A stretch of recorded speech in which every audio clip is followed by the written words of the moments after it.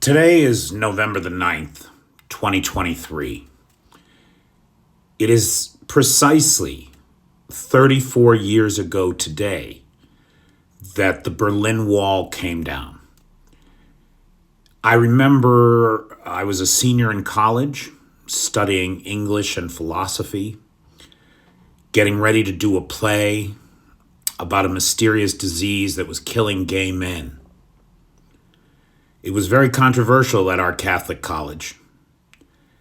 And on the other side of the world, there was a revolution happening. The forces of autocracy, the evil experimental lab that tried to create a new kind of person, Homo Sovieticus, was finally collapsing under the weight of its own failures. Failures to acknowledge reality, to acknowledge basic human decency.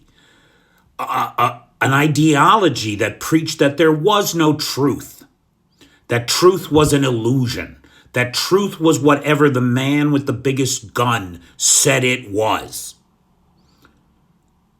And in the 34 years since the wall came down, we've seen the blessings of liberty and free market systems expand in Eastern Europe, creating new wealth, raising millions up out of poverty, creating opportunities for a whole new generation.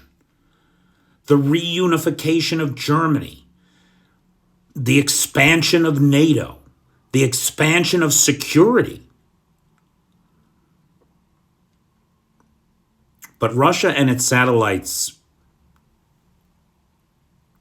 either got left behind or chose to stay behind. For whatever reason, Russia failed to acknowledge reality. And it's not like we didn't try. I mean, my president, George Bush I, was here in Kyiv in August of 1991, desperately urging the people of Kyiv to vote in the upcoming referendum to stay in the Soviet Union.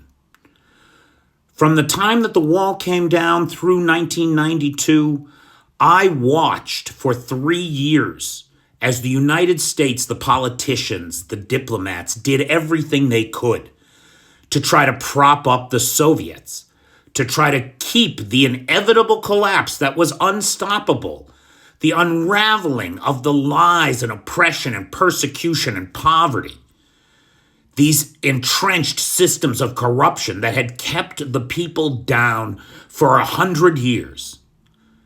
We tried to prop them up.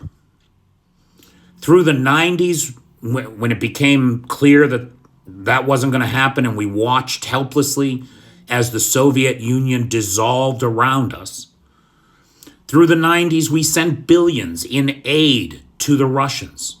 A friend of mine that was at university in Moscow at that time said they used to call them bush legs, meaning legs of lamb and mutton that had been sent from the United States. Bush legs for President Bush. And that's how they ate. We welcomed, or tried to welcome, the former Soviet blocs into the International Trade Organization, into the international community, the rules-based world that ensures our post-World War II peace. And on the surface of it, it appeared that we had a willing partner in Vladimir Putin who talked a good game and who clearly wanted to take advantage of all the benefits of democracy. He just wouldn't share them with the people of Russia. And so 34 years later, 1 out of 5 Russians don't have an indoor toilet. The average income for a Russian in Moscow is $12,000 a year. In the outlying provinces, it's about 2,000. Because this is what happens when you allow systems to concentrate wealth in the hands of a few and steal everything for themselves at the top. You breed an endemic, corrupting cancer that will murder the society. And that's what we see happening right now in Russia. There is a sociological suicide taking place.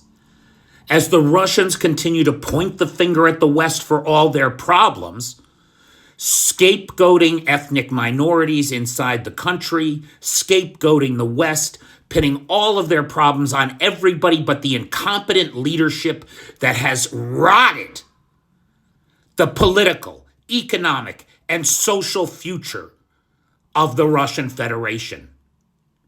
And now is throwing an entire generation of young men into a meat grinder in order to secure the power of the few over the many. It's obscene.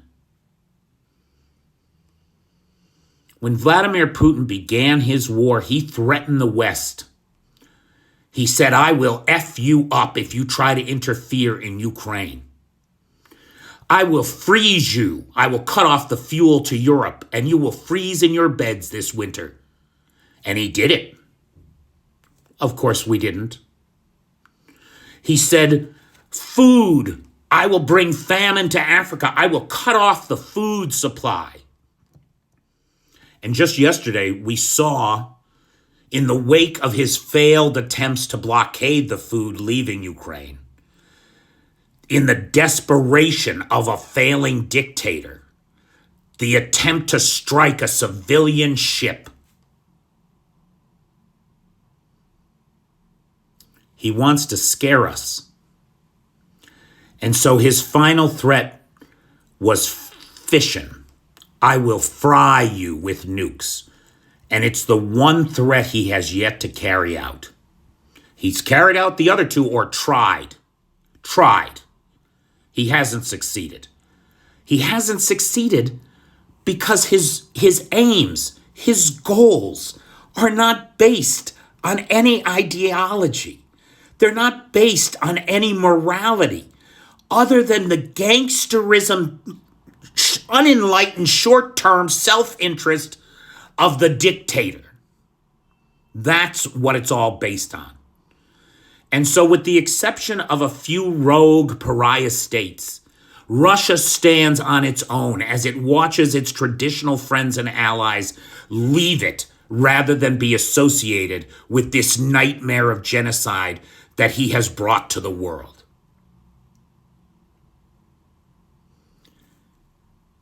The world stands united behind Ukraine. In times of change, you can either build walls or you can build bridges. And the world has built a bridge to Ukraine. Meanwhile, the bridge that Russia built to Ukraine doesn't have much of a future. That's a bridge that's going to come down, and that's got to come down. Because Russia's not a place anybody wants to be.